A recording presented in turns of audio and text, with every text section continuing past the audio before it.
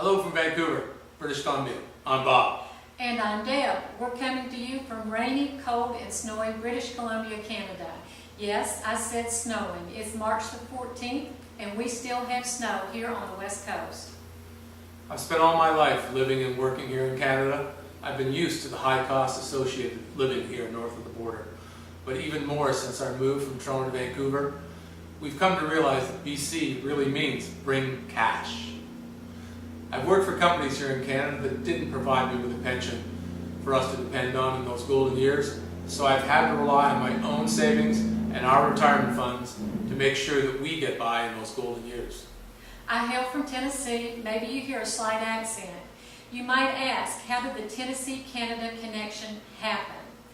We both love to travel the world, and one sunny December afternoon on the monarch of the seas in the Caribbean, we had the luck to have lunch together, and from there, 18 years later, we're looking for the perfect place to retire. That's right. Having just been released from my employment, we've reached a point in our lives that we really need to make that big decision going forward, to work or to retire.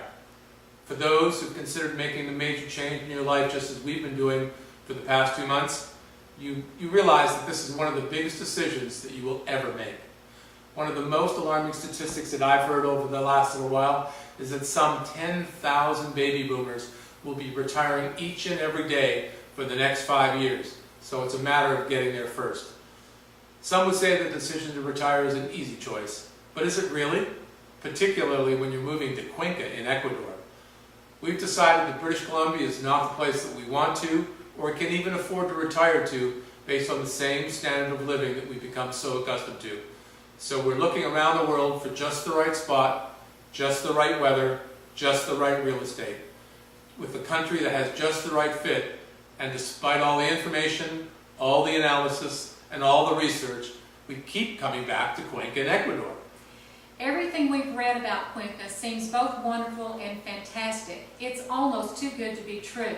There has to be some negative, so we decided that we would like to see and experience Cuenca for ourselves.